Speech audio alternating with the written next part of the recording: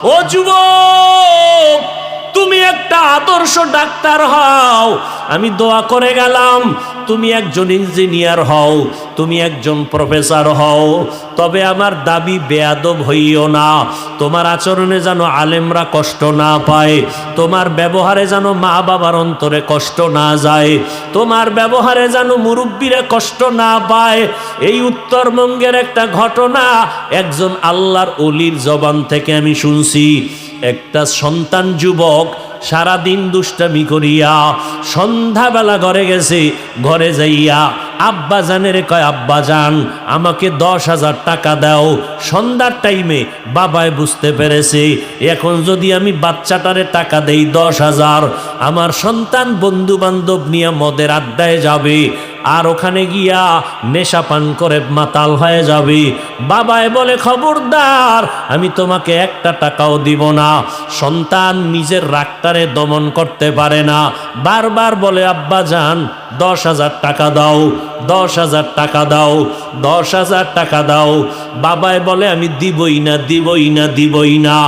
সন্তান রাগকে কন্ট্রোল করতে না পাইরা এইবার বাবার টাকার মায়ায় পড়িয়া বাবার উপরে ক্ষিপ্ত হইয়া বাবার গায়ে হাত তোলা শুরু করলো, বাবার উপরে প্রহার শুরু করলো।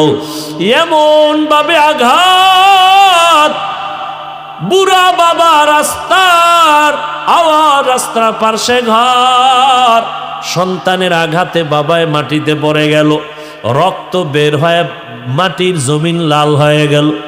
পেছনের ঘরে আম্মা যান এই অবস্থা দেখে একটা দৌড়াইয়া সন্তানের পা জড়ায় ধরছে আর বলে, বাবা তোর বাবারে আর মারবি না, তোর পায়ে ধরে মাপ চাই, তুই বাবারে আর মারিস না।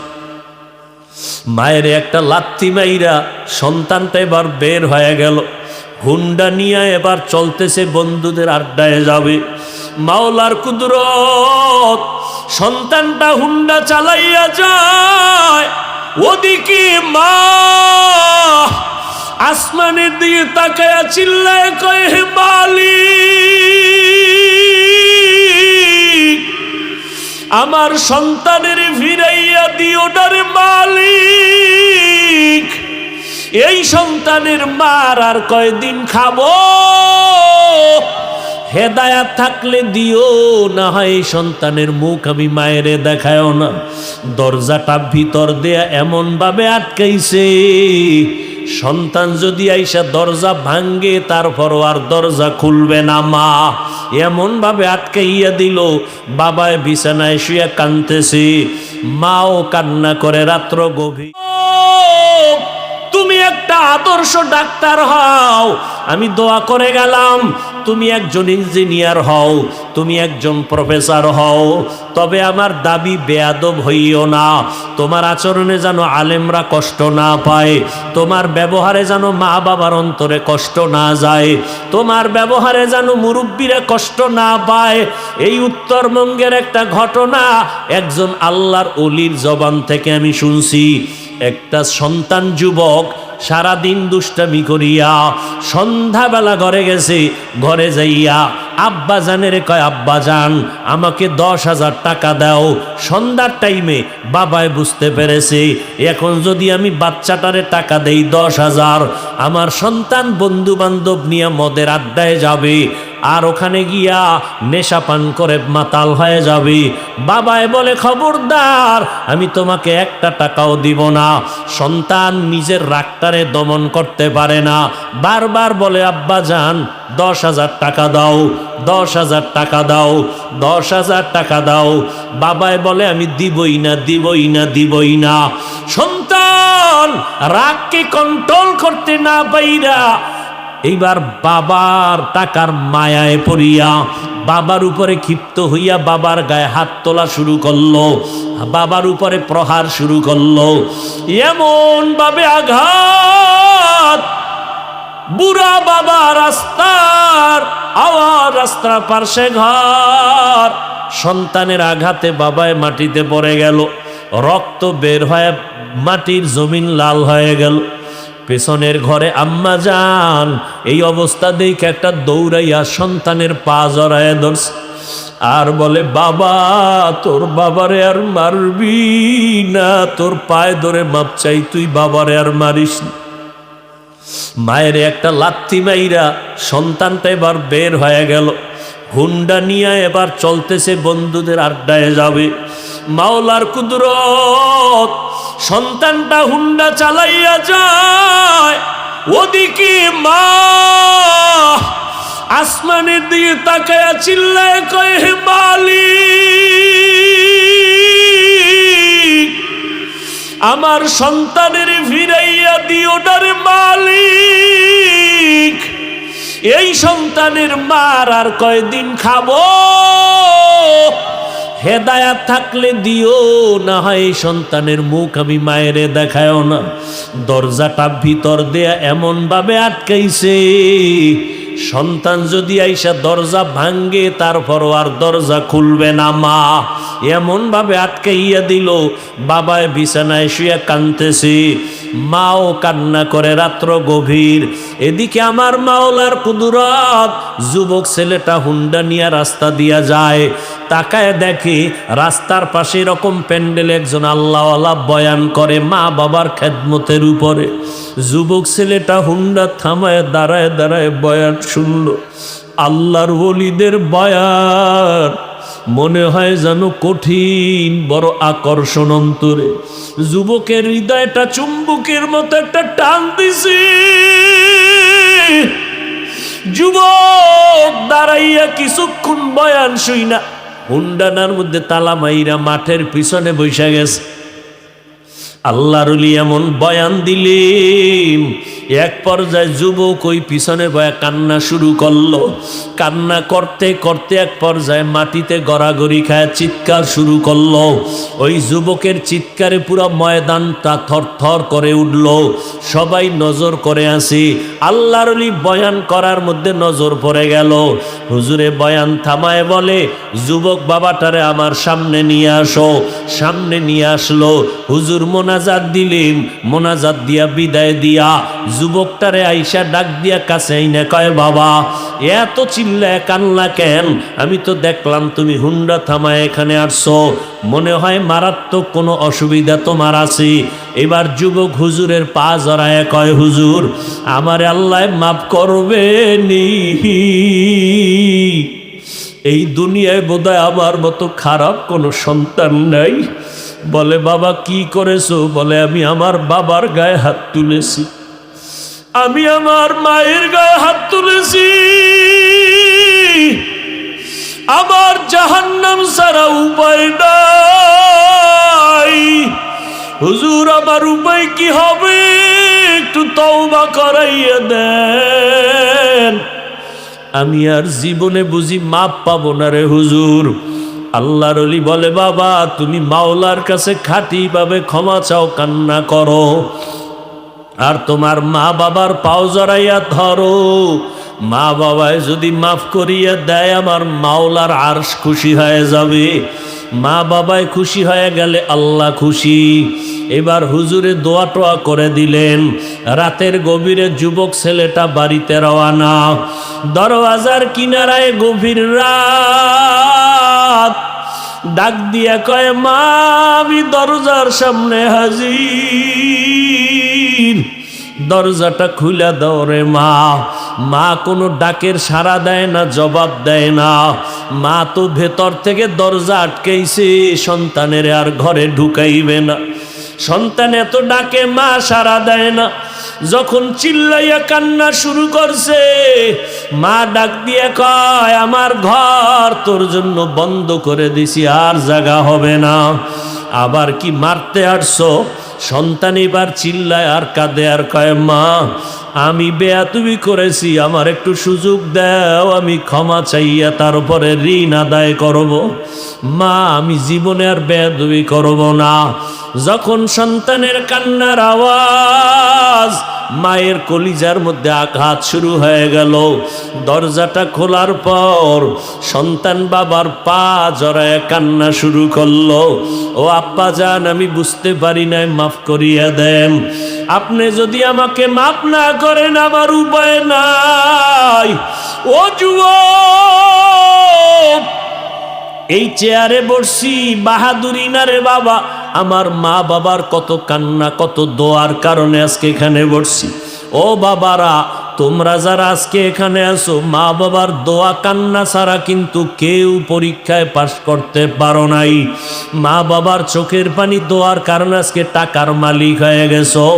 মা বাবার চোখের পানি আর দোয়ার কারণে আজকে বাড়ি গাড়ির মালিক, সম্মানের চেয়ারের মালিক। আজকে ওই মা বাবা যার দুনিয়ায় নাই, সাদা কাপড়ের প্যাকেট বানায়া কবরে রাখছো। ওই বাবা এমন একটা রাত নাই টেলিফোন করে খবর নেয় নাই। আজকে ওই মা বাবারই কবরে রাইখা কেমনে ঘুমাও রে সন্তান? এত নিষ্ঠুর কেন হইছো?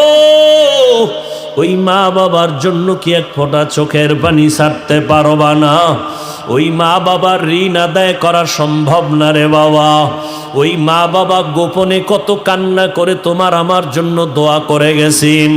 ওই মা বাবায় যদি মানুষ না বানাইতেন, মানুষ হইতে পারতাম না।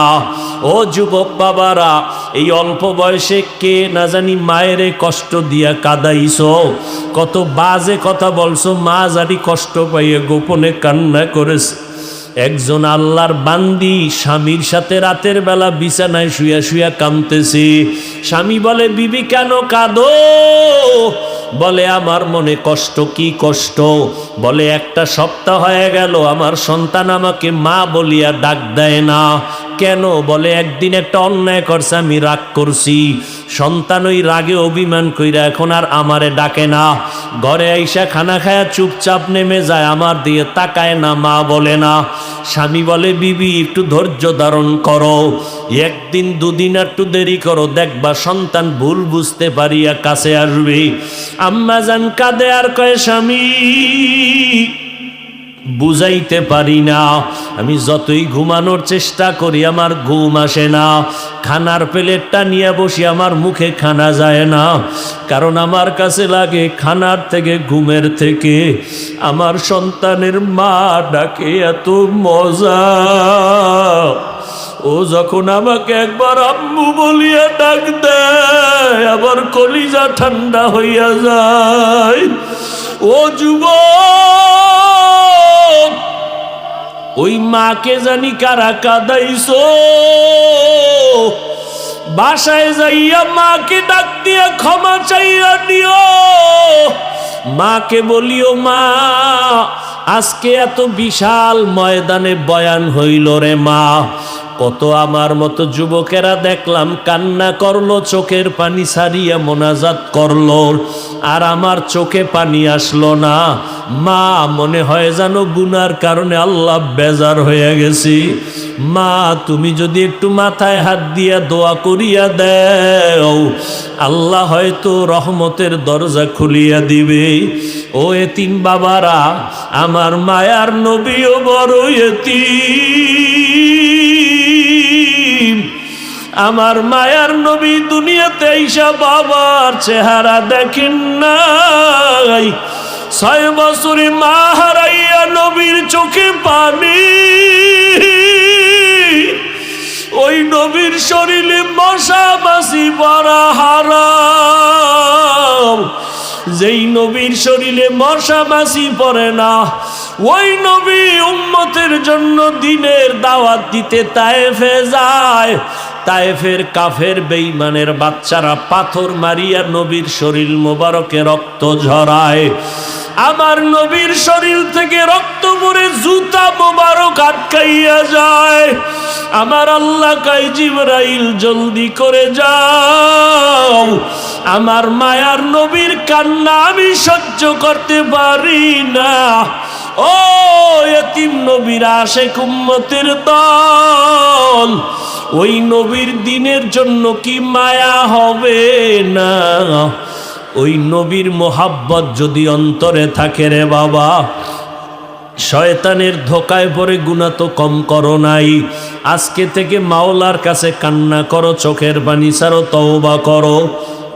কান্না যদি না আসে, চেষ্টা করো বাবা। দুনিয়ার ঘরে আগুন লাগলে পানি ছাড়া ঠান্ডা করা যায় না।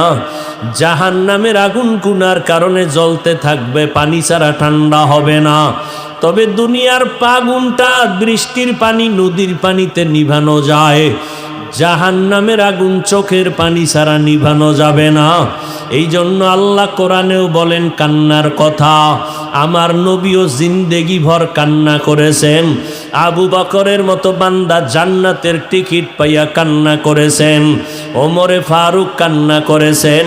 সেই তুলনায় আপনার আমার তো আজীবন কান্না করা দরকার, যেই পরিমাণ গুনাহ করেছি। মানুষ আমার গুনার খবর জানে না, জানলে চেয়ারে বসতে দিত না। আল্লাহ পাক সব জানেন, এরপরও রাগ করিয়া খানা বন্ধ করেন নাই, বরং আমার আল্লাহ ডাকতেছেন, বান্দা কই গেছো, আয় আয় আয়।